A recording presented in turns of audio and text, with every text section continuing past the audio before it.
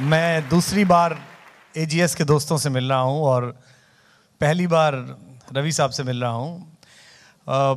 आज जब उनके बारे में बताया जा रहा था तो मुझे बहुत अच्छा लगा कि दो बातें हम में कॉमन हैं।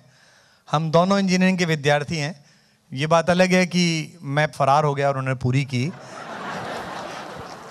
ये भी अलग बात है कि हम दोनों अलग अलग सेक्टर्स में गए और ये 1992 का ही दौर था, 1992 के आसपास का वक्त था जब मैंने खुद से प्रॉमिस किया कि हिंदी की कविता जो कुर्ते पजामे में है, जो एक गांधी आश्रम के झोले में है, जो रबड़ की चप्पल में है, वो इंटरनेशनल ब्रांड बने, पूरी दुनिया में जाए।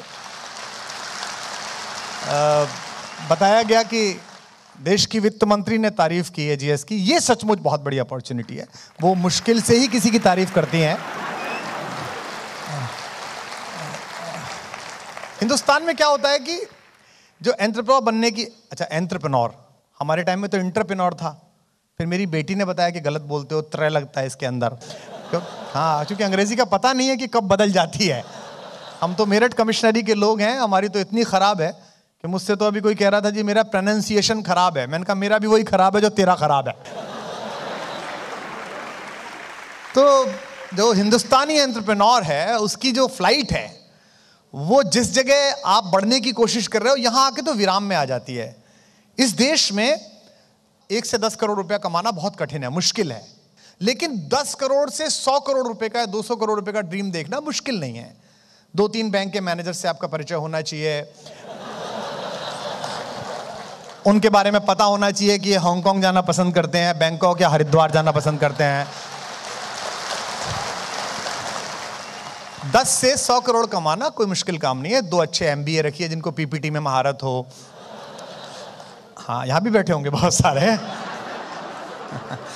तो 2-3 एमबीए अच्छे हो, 2-3 सीए अच्छे हो, कंपनी सेक्रेटरी अच्छा हो, 3 मैनेजर अच्छे हो, तो आप 100-200 करोड़ पर पहुंच जाते हैं। इस 100-200 करोड़ में पहुंचने में क्या होता है कि मर्सिडीज से लेके, घर से मतलब पत्नी के अलावा सब इंस्टॉलमेंट पे होता है। अब इसमें गणेश पूजा से लेके आपकी जयपुर वाली मौसी की लड़की का देवर, उस तक का इलाज आपको कराना है। क्योंकि आप 200 करोड़ के टर्नओवर के आदमी हो गए हैं। फिर आदमी कभी मतलब चादर खींचता है, कभी पैर खींचता है, कभी कंपनी को देखता है, कभी एम्प्लॉयज को देखता है, कभी बोनस देखता है, कभी दिवाली देखता है। इस दौरान अधिकांशतः हर हिंदुस्तानी 90%, 10% रवि साहब जैसे थोड़े हो सकते हैं जो बाहर हो इससे लिस्ट से, उनकी जिंदगी में 2 चीज जरूर होती हैं। एक तो मास्टर, एक गुरुजी होते हैं जिनका फोटो हर जगह लगा रहता है, कार में हर जगह, और एक मिस्ट्रेस वो जरूर होती है जो गुड़गांव में कहीं रहती है। और तो जब वो इंटेलेक्चुअली स्पिरिचुअलिटी एग्जॉस्ट कर जाता है तो वो मास्टर के पास जाता है, और बाकी वैसे एग्जॉस्ट कर जाता है तो वो, और धीमे धीमे उसको अचानक 40-45 के पास एक दिन उसको पता चलता है कि जो दर्द हुआ है ये गैस का नहीं है, 2-4 नलियां बंद हो गई हैं। फिर डॉक्टर उसको बोलते हैं कि अब बेटा थोड़ा स्ट्रेस कम कर दो, ये चिकनाई खाना बंद करो, ये बंद करो, दौड़ो मत, सोचो मत। और यहां से उसके जीवन में वेदांत आना प्रारंभ होता है। वो पतंजलि की बात करने लगता है, गाय का दूध कैसा होता है, और ऑर्गेनिक फूड में क्या खाना चाहिए, और लाइफ में क्या रखा है, कब तक पैसे के पीछे भागोगे, ऐसी बातें वो करनी शुरू कर देता है। अच्छा, उसके जो बेटे बेटियां होते हैं उनको पता नहीं होता है कि पापा की जिंदगी में क्या चल रहा है। वो पट्टे कहीं न्यूयॉर्क के किसी कॉलेज में, लंदन के किसी कॉलेज में पढ़ लिख रहे होते हैं, और वो पौंड को उसी तरह खर्च कर रहे होते हैं जिस तरह हम रुपये को खर्च कर रहे होते हैं। फिर धीमे धीमे वो कहना शुरू करता है हमारी तो लाइफ हो गई। फिर वो संस्मरण पुरुष बन जाता है। कैसे शुरू किया था, इतने पैसे नहीं थे, एक बार की बात है मेरी जेब में केवल 5 रुपए थे, ऐसी बातें शुरू कर देता है। तात्पर्य यह है कि हिंदुस्तान जैसा डाइवर्स कंट्री, जहां अभी लोकतंत्र अपने पूरे सरूर पर नहीं आया है, जहां चीजें अभी लाइंड अप नहीं हुई हैं, जहां डिजिटाइजेशन नहीं हुआ है, जहां पॉलिटिकल चैलेंजेस बहुत ज्यादा हैं, जहां लोगों को उम्मीद बहुत ज्यादा है, जहां करप्शन का एक स्पेसिफिक लेवल है, ऐसे वक्त में बिना अपनी हिम्मत हारे एक आदमी ने 1992 से अगर 2020 आते आते एक छोटे से संस्थान को यहां तक पहुंचाया है तो यह बहुत बड़ी बात है। क्योंकि यहां जो थकान आती है, इस मुल्क में काम करते वक्त जो थकान आती है वो थकान आप पर, मन पर, आत्मा पर, सब जगह हावी होती है, क्योंकि आप इतनी फैलेसीज, इतनी आप एडवर्सिटीज झेल चुके होते हैं, आपको लगता है यार कहाँ झक मारोगे, जो हो रहा है बहुत ठीक है। फिर आप अपने से नीचों को देखते हो कि इनके साथ तो कुछ भी नहीं हुआ। क्योंकि आप जब बड़े बन रहे होते हैं, जब आपका ब्रांड बन रहा होता है, तो आपके साथ पढ़ने वाले लोग, साथ रहने वाले लोग जो पीछे छूट गए हैं, वो बीच बीच में आपको रिमाइंडर मारते हैं कि तू बड़ा हो गया है, और आप उनको भरोसा करने लेते हैं कि हाँ हो ही गया हूं यार, ये लोग, इतने लोग आके कह रहे हैं, सुबह दोपहर शाम आके कहते हैं, और यहां आपके जीवन में संतोष आना प्रारंभ होता है। तो अगर आपकी कंपनी के सबसे पहले व्यक्ति के अंदर ये झील है, जिसके पास कुछ नहीं था, कि वो 2020 में इस कंपनी को यहां तक लाए, तो इस हॉल में बैठे हुए जितने लोग हैं जिनके पास ये कंपनी है, अगर वो दुनिया की नंबर 1 कंपनी के बारे में नहीं सोच रहे हैं, तो वो अपराध कर रहे हैं। हम जिन लोगों से सीखते हैं, बाहर की तरफ देखते हैं, इस देश में आदत है और दुनिया में भी आदत है कि दुनिया के जो लोग जिनसे हम सीखना चाहिए, उनसे जब नहीं सीखना चाहते हैं, तो उन्हें हम किस्से कहानियों में कैद कर देते हैं। जैसे दुनिया में जितने भी भगवान आए हैं, पृथ्वी पर जितने भी अवतार आए हैं, उन्होंने आदमी की तरह जिंदगी जी है, और इन सारी चुनौतियों से लड़के उन्होंने हमें बताया कि ऐसे जीता जाता है। वो किसी भी धर्म के हों, चाहे वो ईसा मसीह हो जो एक सामान्य आदमी की तरह आए, चाहे वो सल्लल्लाहु अलैहि वसल्लम हुजूर मोहम्मद साहब हों जिन्होंने एक सहरा में, एक रेगिस्तान में इतने सारे लोगों की फौज खड़ी की, चाहे वो हमारे दशम गुरुओं की परंपरा हो, चाहे दशमेश पिता गुरु गोविंद सिंह जी हों, चाहे राम हो, चाहे कृष्ण हो, ये सब वो लोग हैं जिन्होंने निहत्ते इस पृथ्वी पर आकर मनुष्य को यह बताने की कोशिश की कि ऐसे किया जाता है। देख, तेरे जिंदगी में तो कोई भी कष्ट नहीं है, मेरी जिंदगी देख, मेरी जिंदगी में कितना कष्ट है, राम के यहाँ कितना कष्ट है, कृष्ण के यहाँ कितना कष्ट है, गुरु गोविंद सिंह जी के यहाँ कितना कष्ट है कि पिता का भी बलिदान दिया है, चारों बेटों का भी बलिदान किया है, और खुद भी इस देश धर्म के लिए, मनुष्यता के लिए कुर्बान हुए हैं। लेकिन हम चाहते हैं कि हम ऐसा कैसे करें, तो हम क्या करते हैं, उनका मंदिर बना देते हैं, उनका गिरजाघर बना देते हैं, उनका गुरुद्वारा बना देते हैं। तो फिर हम कहते हैं ये तो भगवान है, हम कैसे कर सकते हैं। और आप कहाँ से कुछ कर सकते हैं। अभी जो जिन्होंने किया था वो हैं या नहीं, चले गए हैं, जो आर्टिस्ट थे यहाँ पे जो कर रहे थे, मतलब हुनर के लिए कोई आवश्यक ही नहीं है, मुट्ठी भर रेत हाथ में हो तो हुनर बोलता है। उस आदमी का बोला, उसके पास कुछ नहीं था। लोग कहते हैं ना मेरे पास साधन नहीं है, मेरे पास सुविधाएं नहीं है। अरे भाई, उस आदमी के पास कुछ भी नहीं था, वो इस जुहू के किनारे से 2 मुट्ठी रेत लाया था और उसके पास उंगलियां थी। दुनिया में एनाटॉमी के बड़े लीडर्स आपको बताएंगे कि हम चिंपांजी से विकसित जब हुए हैं, हम में और चिंपांजी में केवल एक ही अंतर है, हम ये अंगूठे को इस छोटी वाली पहली उंगली से मिला लेते हैं, चिंपांजी मिला नहीं पाता, वो यूं ही पकड़ता है, मिला नहीं सकता इसे। इसलिए वो कलम नहीं पकड़ सकता, इसलिए वो कूंची नहीं पकड़ सकता। ये मनुष्य को अतिरिक्त दिया भगवान ने कि इन दोनों हड्डियों के बीच ये लोच दी कि पकड़ सके। और हम अपने काम को, अपने हाथ के काम को बुरा समझते हैं। समझ में नहीं, हमें नहीं आता है कि ईश्वर ने जो हमें दिया है वो अपने से बस थोड़ा सा कम दिया है, ईश्वर बनने की सारी संभावनाओं के साथ दिया है, पर हमको लगता है कि ये करना मुश्किल है। इसलिए सपनों के पीछे अगर आपने जागना बंद कर दिया तो जिंदगी बेकार है।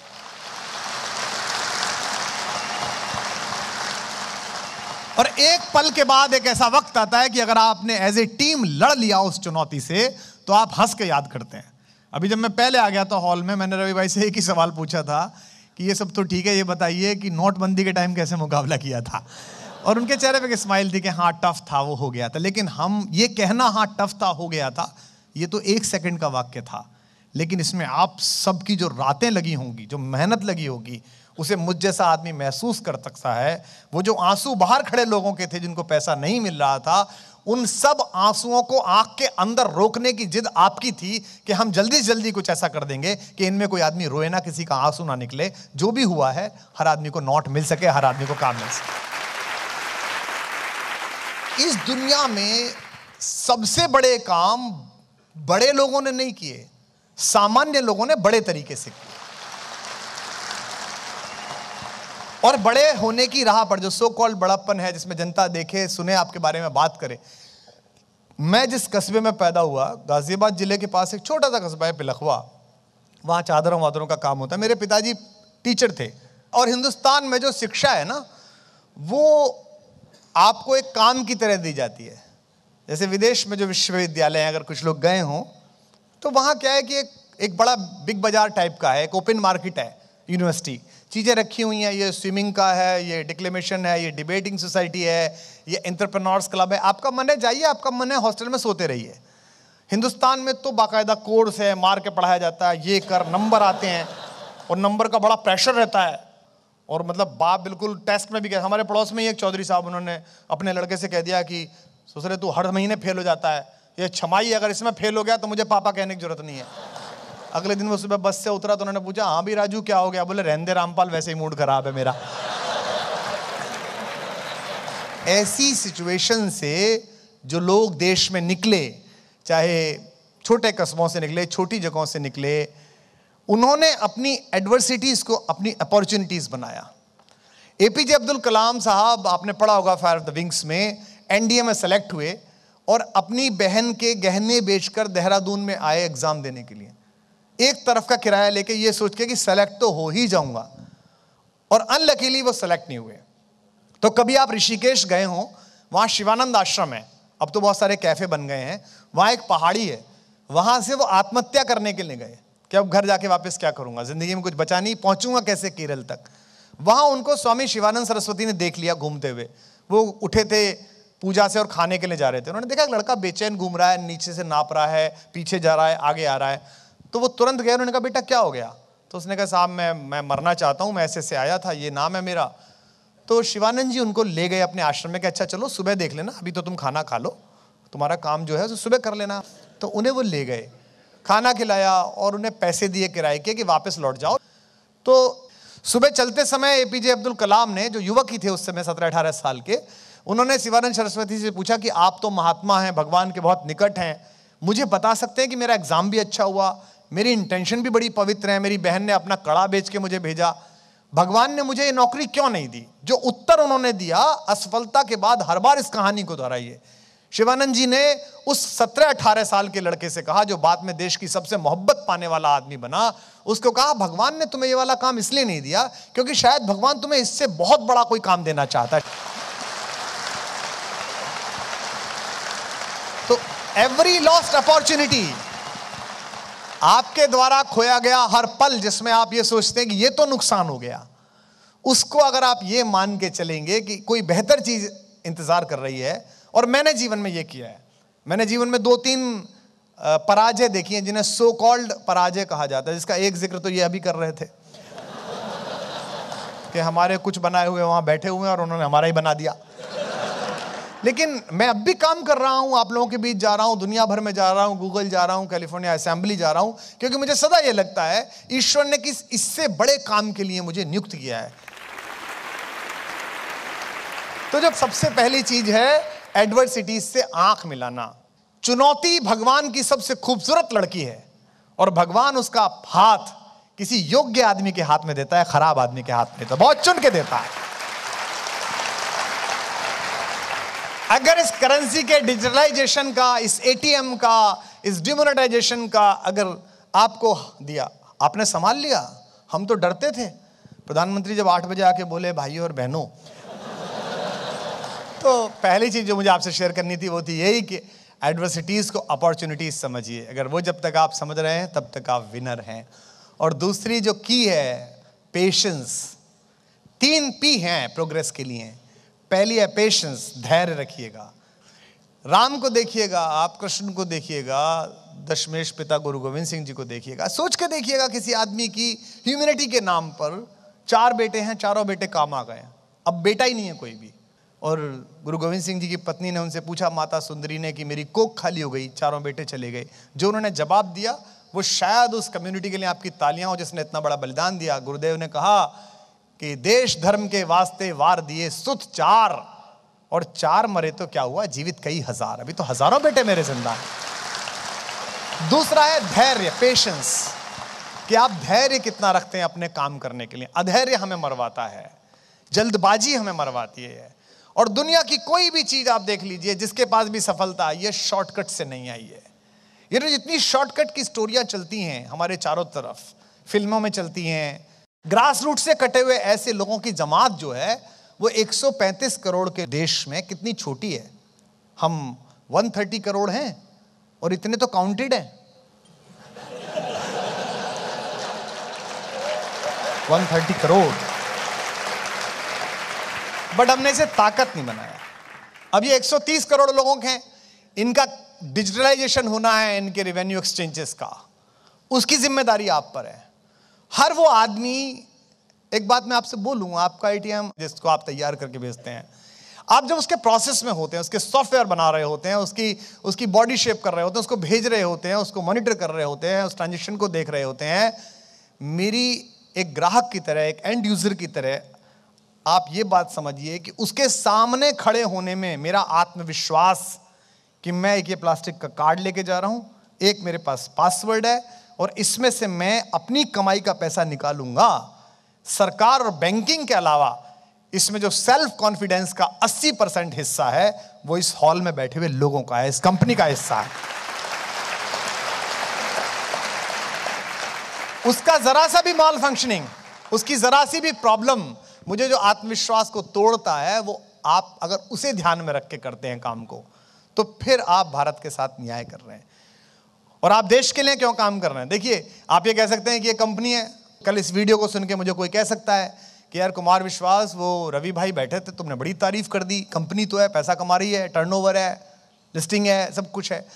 देश का मतलब लाल किला थोड़ी है, देश का मतलब पार्लियामेंट थोड़ी है, देश का मतलब विधानसभा थोड़ी है। मैं अच्छा कवि बन जाऊं, आप अच्छा काम करने लगे, एम्प्लॉय बन जाएं, हमारे हिस्से का देश बनना शुरू हो जाएगा। इसके लिए कोई बाहर से आदमी आमंत्रित नहीं करना है। केवल भारत में अगर आप हैं तो भारत का गौरव है, लेकिन अगर आप पूरी दुनिया में हैं तो आप पूरे विश्व में भारत का गौरव है। हम दुनिया के किसी भी हिस्से में जाते समय जब किसी एयरलाइंस की बुक निकालते हैं, जो ट्रैवलॉग बुक होती है, उसके पन्ने पलटकर देखते हुए अगर मुझे किसी भी इंडियन कंपनी का नाम मिलता है, what proud I am feeling कि दुनिया के आखिरी कोने में, जहां दुनिया खत्म होती है, जहां न्यू ईयर सबसे पहले आता है, इसके बाद तो केवल डॉल्फिन बच रही हैं, वहां भी हिंदुस्तान लिखा हुआ है। तो एज ए इंडियन मुझे फील हो रहा है। तो अगर आप सबको, अगर मैं किसी दुनिया के दूसरे देश में देखूं, अगर मैं स्पेन में जाऊं और मुझे लगे वहां की मुद्रा निकालनी है और मैं जाऊं उस एटीएम के पास और वहां मुझे एजीएस लिखा मिले, तो मुझे लगता है कि मैं इतना ज्यादा भारतीय महसूस करूंगा, इतना ज्यादा हिंदुस्तानी महसूस करूंगा। देखिए, 1930 से लेकर 1960 तक अमेरिका में जो आदमी जहां खड़ा था वो उस देश के लिए मेहनत कर रहा था। इस देश में यही एक समस्या है और इसका अगर हम सॉल्यूशन कर लें कि आने वाले 25-30 साल अगर पूरा देश मेहनत कर ले, तो 19वीं शताब्दी अगर इंग्लैंड की थी, 20वीं शताब्दी अगर अमेरिका की थी, तो ये 21वीं शताब्दी हिंदुस्तान की हो सकती है। ये सेंचुरी हमारी हो सकती है। स्टार होने के लिए, इस देश में मोहब्बत पाने के लिए, एक्रेडिटेशन पाने के लिए फिल्में, क्रिकेट, लिटरेचर और पेस्ट्री होना बहुत आवश्यक नहीं है। जो लोग कहते हैं ना फिल्मों से ही मिलेगा, क्रिकेट से ही मिलेगा, लेकिन जिस समय दुनिया की सबसे बड़ी यात्रा पर हिंदुस्तान जा रहा था, चंद्रमा पर, उस समय पूरे देश का सबसे बड़ा हीरो वो सामान्य सफेद शर्ट और एक ग्रे पैंट पहनने वाला इसरो का चीफ बन गया था। हर आदमी उसे अपना हीरो मान रहा है। तो अगर आप अपना काम पूरी मेहनत, तल्लीनता के साथ करते हैं, तो एक दिन ईश्वर, नियति, डेस्टिनी जिसे कहते हैं, वो आपको रिवार्ड करता है। पहला है पेशेंस, दूसरा है प्रेजेंस, उपस्थित रहना। हम कई बार गायब हो जाते हैं। बहुत सारे लोग हैं जिनके अंदर पेशेंस है, पॉलिटिक्स में आप देखिए। और आखिरी है प्रोग्रेस का, जिसे मैं मानता हूं परसुएंस। आप परस्यू करते रहिए, जैसे आप एचआर में करते हैं अपने काम के लिए। लगातार छुट्टी हो, प्रमोशन हो, आप परस्यू करते हैं ना, लगातार बोलते रहते हैं। एक दिन वो इरिटेट होकर कहता है, दे यार इसे खत्म कर मामले को। ऐसे ही अपने काम के लिए, अपनी डेस्टिनी के आगे लगातार उससे कहते रहिए, अपने आप से कहते रहिए। तो अगर ये 3 P मिल जाएं तो प्रोग्रेस फाइनल है, होनी ही है। और मैं आशा करता हूं कि अगली बार जब मैं मिलूंगा तो यहां जो आंकड़े लिखे हुए हैं, ये इन तीनों के साथ मिलकर कम से कम 3 गुने तो लिखे होने चाहिए। ये आप वादा करें, खुद से भी, मुझसे भी और अपनी कंपनी से भी। सर, बस एक संदेश हमारे युवाओं के लिए कि जो हमारी पॉपुलेशन है, जो सब जनता है, 90% एक युवा है और युवाओं का कुछ अपने चैलेंजेस होते हैं कि उसी वक्त उनको करियर का भी निर्माण करना होता है और फैमिली पे भी ध्यान देना होता है। वर्क लाइफ बैलेंस की हम लोग बात करते हैं, लेकिन जो युवा लोग हैं उनके लिए क्या संदेश है आपका? मोहब्बत किसी से करिए, मुल्क से करिए, काम से करिए, किसी महबूब से करिएगा। अगर आप पूरी नहीं करते तो बेकार है। कैफी का शेर है कि जिंदा रहने के मौसम बहुत हैं मगर जान देने की रुत रोज आती नहीं। हुस्न और इश्क दोनों को रुस्वा करे वो जवानी जो खून से नहाती नहीं। अगर आप जवान हैं, गालिब ने कहा है कि रगों में दौड़ते फिरने के हम नहीं कायल, जब आंख ही से न टपका तो फिर लहू क्या है। अगर आप एक काम ढंग से नहीं करते तो फिर कोई काम ढंग से नहीं करते।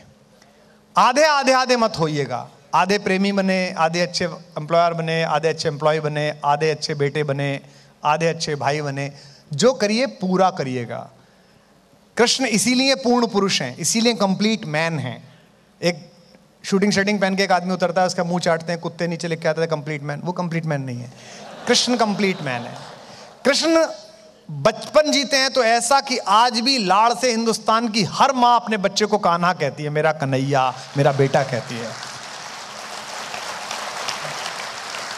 कृष्ण जवानी जीते हैं तो ऐसी कि इश्क में पागल लड़के को आज भी कॉलोनी वाले कहते हैं कि बड़ा कन्हैया बना फिरता है ये। कृष्ण युद्ध रचाते हैं, स्ट्रेटेजिस्ट। जब मैनेजमेंट संभालते हैं तो ऐसा संभालते हैं कि 5 वनवासी लड़कों को दुनिया की सबसे बड़ी ताकत के सामने महाभारत में जीत दिला देते हैं। और कृष्ण जब ज्ञान देने पर आते हैं तो गीता जैसी किताब देते हैं जो सारे नोबेल पुरस्कारों से बड़ी है। तो जो भी करिए पूरा करिए, अधूरा कुछ मत करिए। बहुत बहुत शुक्रिया, धन्यवाद, लव यू ऑल।